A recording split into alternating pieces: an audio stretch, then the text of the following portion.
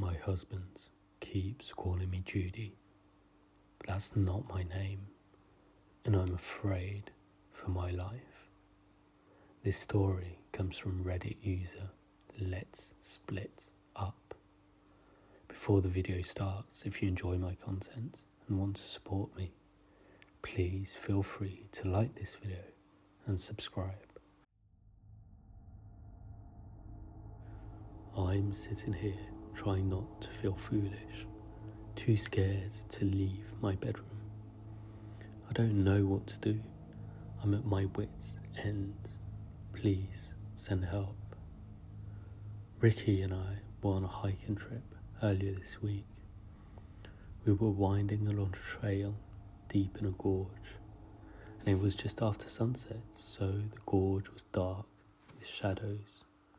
I never saw anything myself, but Ricky swore he spotted a lost child. He went off the path with our dog, Gordy. I couldn't keep up. Eventually, he came back, looking anguished. Gordy had apparently run off snarling into the darkness, and he was worried our pit bull was going to maul some lost kid out there. I don't know what's gotten into him, he said. Gordy is a good dog most of the time, but he can be aggressive with strangers coming to our home. It wasn't completely outside the realm of possibility for him to bite if he thought we were threatened. Though it seemed odd, a child would trigger that response.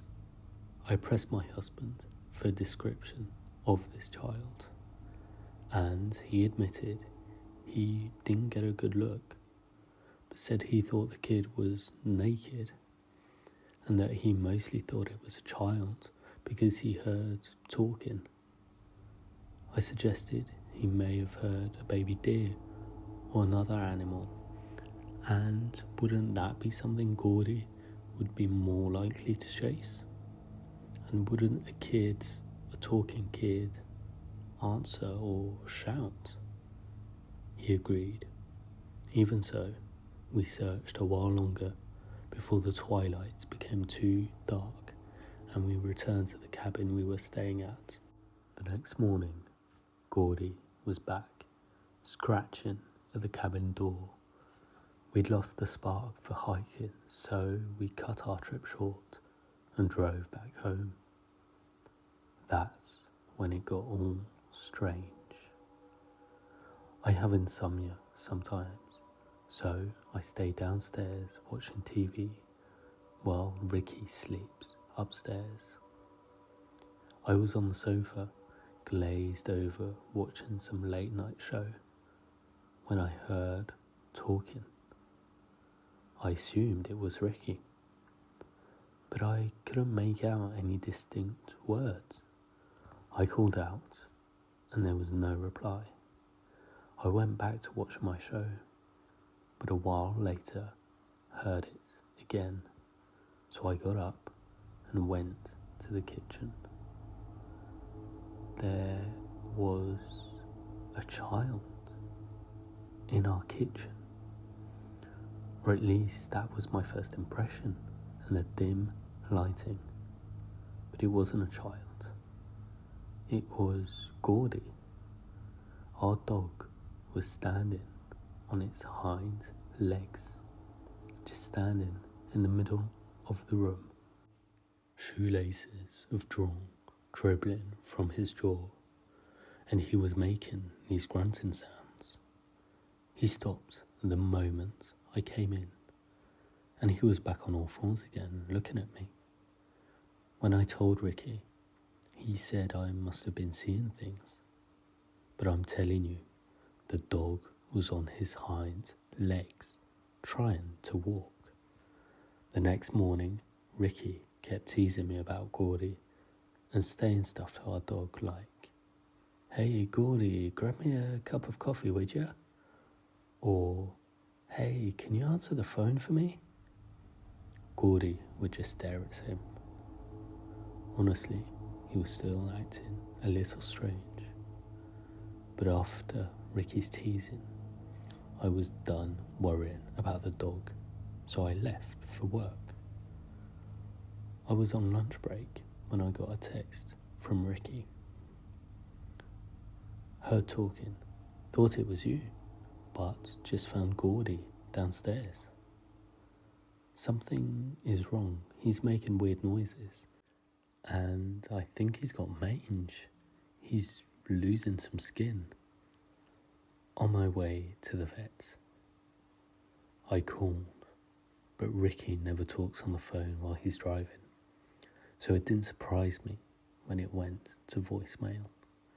I texted him to call me after the vet. After work, I checked my phone. Ricky hadn't texted. On my drive home, I tried calling multiple times to no answer. Ricky was not home. Most vets close by 6 p.m, so where was my husband? I checked his location on my phone, and to my surprise, he wasn't far at all, maybe 10 minutes away. So I drove out there. It was on a country road, the route we take to the emergency vet.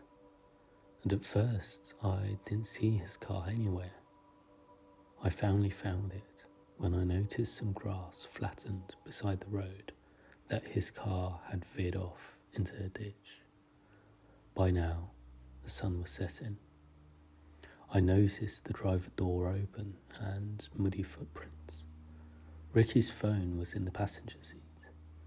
I followed the tracks, but they vanished in the grass, and I walked around calling for Ricky and stopped when I found Gordy, or rather, what was left of Gordy.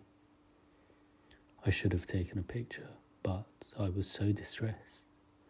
It was our Gordy, but it was like something had split him in half, like those pig carcasses you see hanging from meat hooks at slaughterhouses.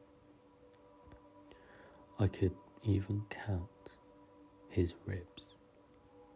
I called the cops. They came out and examined the scene of the accident, but after looking at the footprints, concluded it was only Ricky who'd been out there. They seemed to suspect my husband might have done this to Gordy, even though I told them Ricky had been on the way to the vet. I started to tell them about Gordy's weird behaviour the night before, but that really made them sceptical. I wanted them to go full crime scene and tape off the area and take photos, but apparently that kind of investigation is not done for dead dogs. When I came home, I was exhausted and upset, but I saw lights on in the house. Relief washed over me because that meant Ricky was home. But when I opened the front door, the first thing I noticed was the dirt tracked inside. Ricky and I always remove our shoes when entering. Also, I could hear him talking, but it was just like Gordy the other night. Talking, but not speaking. These old syllables like someone mimicking the act of talking. All of this chilled me to the bone as I crept around the corner so I could see him in the den, standing there, unnaturally stiff and straight, sort of swaying. I called, "Honey." His gibberish immediately ceased. His head turned, and I swear, it was like he reached up and folded his skin over his face, like a sticker that has started to peel at the corner that he smoothed back into place. I heard him say very clearly this time, "Honey." I ran. I ran upstairs to our bedroom and slammed the door and locked it. I could hear him roaming around outside. Occasionally he'd call for me. Honey? I dropped my phone in the hallway. I was too scared to go and grab it. Instead, I stayed hidden up there, listening to the sound of the TV downstairs. At one point, the news anchor said, "Reports of sunny weather coming up." And I heard Ricky's voice, clear and distinct. "Sunny weather's coming up." Then he cleared his throat and called loudly, "Honey, reports of sunny weather coming up." Every so often, he came up to try a new phrase on me. The last time he came upstairs, I was sobbing and yelled through the door, What about Gordy? What the hell has happened to Gordy?" He laughed. A weird, high-pitched laugh that sounded just like a laugh from a woman on TV. Not at all like his normal laugh. And then he said, "Gordy's fine, honey. Gordy's fine." My name is not Honey," I shouted back. "Call me by my name. You know my name. It's Judy." "Open the door, Judy, honey," he said. "Judy, open the door." But my name's not Judy either. It's Claire. Judy is his mother's name. Whatever is down there, wearing my husband's face. It's far, far too clever, the way it tried to quickly reassure me. And I know I have to call the police and tell them something's wrong, and that if they interview him, they'll see he won't be able to answer correctly. They'll realise something's not right. I finally managed to creep out and grab my phone and sneak back in while he was watching television. But now I'm terrified because right after I scurried back and locked the door, he came up. He must have heard me, and he knocked. I am so chilled. I'm not sure if I can convince the police anymore of the danger, because this last time, after he so very politely knocked and said, "Honey," he said it smugly, confidently. "Honey, open up.